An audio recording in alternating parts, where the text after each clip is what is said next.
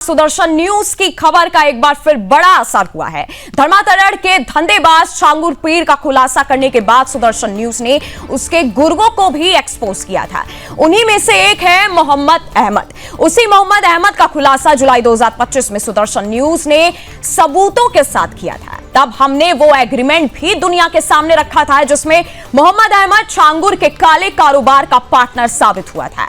तब हमने बताया था कि छांगुर पीर का उत्तर प्रदेश था ठिकाना और महाराष्ट्र था निशाना।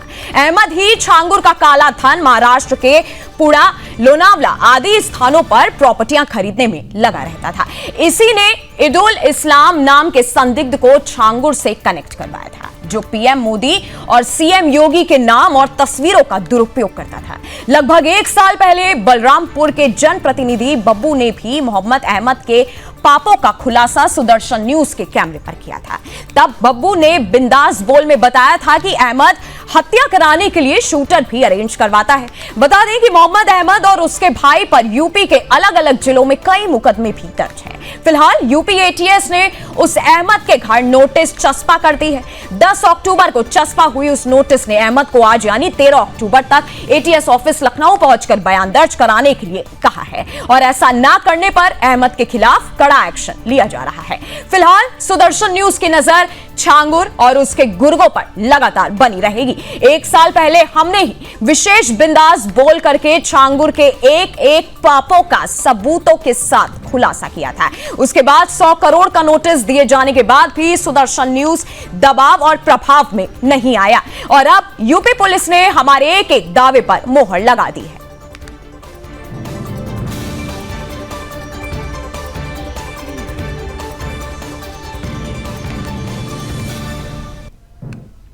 और इसी पर हमारे साथ दोनों हमारे संवाददाता जुड़े हुए हैं। सुमित श्रीवास्तव लखनऊ से लाइव है और साथ ही विजय रणदीवे पुणे से लाइव है। सीधा चलते हैं विजय के पास। विजय, अब जो एक नया नाम अहमद करके सामने आया है, इसको क्या एक तरीके से पूरे धर्मांतरण का मास्टरमाइंड कह सकते हैं या फिर छांगुर का पार्टनर? जी, ये जो छांगुर पीर है उसके नाम से पूरे महाराष्ट्र में ही जो उनका जो धर्मांतरण का, हिंदू बेटियों को धर्मांतरण करने का जो मामला था तो महाराष्ट्र से ही शुरू हुआ था और इसको देख रहे हैं कि आज जो उसको नोटिस भेजी है और उसके माध्यम से यह कहना जा रहा है कि इसका कोई दोनों का बड़ा कनेक्शन हो सकता है और उसके माध्यम से एक बड़ा खुलासा भी निकल सकता है कि आगे इसकी बहुत बड़ी गंभीरता से वहां की जो शासन है वहां का जो ये करने वाले हैं। अच्छा विजय जी, एक सवाल है कि आप जो है मोहम्मद अहमद की लीगल प्रॉपर्टी पर भी गए थे, वहां पर आपने क्या क्या देखा, क्या क्या आपको वहां पे मिला?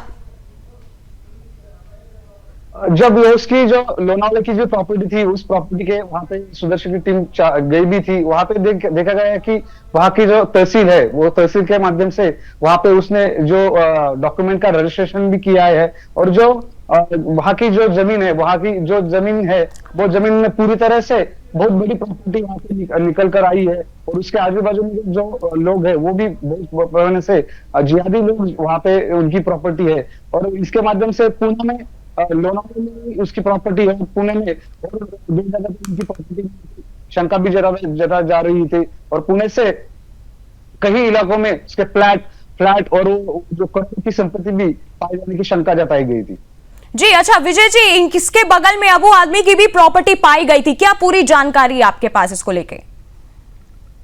उसकी पूरी जानकारी तो अभी तक नहीं मिल रही, लेकिन वहां पे जो सिनेमा की जो मूवी के जो लोग हैं तो उसके माध्यम से वहां पे बड़ी उनकी जगह है और जहाँ पे उनके जो जगह है वहां पे बहुत मतलब जो बड़े बड़े बिजनेसमैन होंगे या पिक्चर के जो स्टार होंगे उनके बहुत सारी प्रॉपर्टी वहां पे पाई गई है और उनके बीच में ही उनकी जो छांगुर पीर था उनकी प्रॉपर्टी उन्होंने खरीद ली थी। जी अच्छा विजय जी, ये खबर भी सामने आई थी कि वहां पे जितनी प्रॉपर्टी है हिंदुओं की बेची जा रही है और उसके बाद जितने जिहादी हैं वो उस प्रॉपर्टी को खरीद भी रहे हैं, कितनी सच्चाई है इसमें?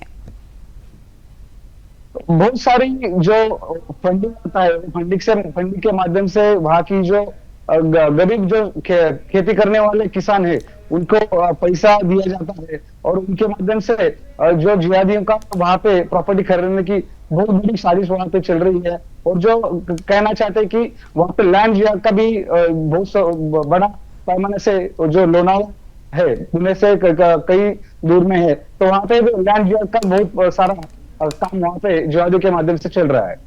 जी सीधा चलते हैं सुमित श्रीवास्तव के पास। सुमित जी, अब एटीएस जो है मोहम्मद अहमद के पीछे है, लेकिन अब छांगुर के पीछे का कितना और जो है सच्चाई निकलनी बाकी है? कौन कौन से गिरोह और सामने निकल के आ सकते हैं? देखिए, आपको बता दूं, सरिया मुल्क का सपना करोड़ों की फंडिंग और धमकी देकर धर्मांतरण करने का सबसे बड़ा सपना था छांगुर पीर का। और छांगुर पीर ही नहीं, उसके अलावा और भी ऐसे बहुत बड़े मास्टरमाइंड बैठे हुए थे जो यहाँ पे सरिया मुल्क का सपना देख रहे थे, अवैध धर्मांतरण करा रहे थे। उनका बहुत बड़ा गिरोह भी था, जिसमें से सबसे बड़ा फाइनेंसर तो ये अहमद निकला। अहमद ऐसा एक इनका सबसे बड़ा फाइनेंसर था कि वो जो फंडिंग लाता था, वो जो फंडिंग करता था, वो नीतू उर्फ नसरीन और उसके नवीन बोरा के खाते में जमा करता था। इसका केवल पूना और लोनावाला में ही नहीं, बल्कि आपको बता दूं कि विदेशों में भी ऐसे बहुत ऐसे थे खाते थे, बैंक खाते थे, और वहां पे उनके गुर्गे थे जो यहाँ पे उनको पैसे ट्रांसफर करते थे।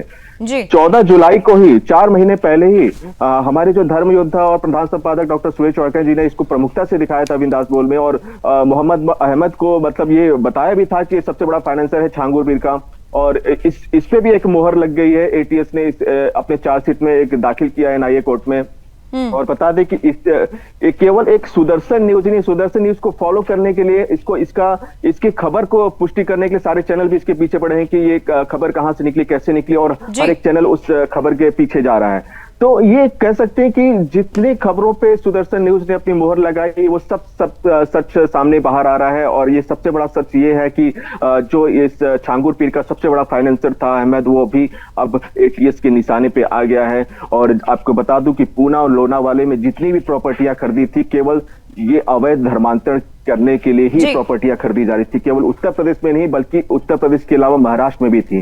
और आपको बता दूं कि छांगुर पीर का जो गैंग है, वो केवल उत्तर प्रदेश और महाराष्ट्र में नहीं है, इसके अलावा भी कई राज्यों में है। अभी तक के खुलासे सामने नहीं हुए हैं, लेकिन एटीएस की निशानी पे सारे वैसे गुर्गे हैं जो इसको टटोल रहे हैं, जो इसको खोज रहे हैं, और ये जानने की कोशिश कर रहे हैं कि इसके अलावा और कितने राज्य हैं जिसके अंदर ये अवैध धर्मांतर का गिरोह चल रहा है। और ये जो प्रॉपर्टियां खरीदी जा रही हैं, वो प्रॉपर्टियां सिर्फ इसलिए खरीदी जा रही है क्योंकि ये अवैध धर्मांतर का ये गिरोह अपना चला सके बखूबी। और आपको बता दें, सुमित और विजय, बहुत बहुत धन्यवाद आपका हमारे साथ जुड़ने के लिए।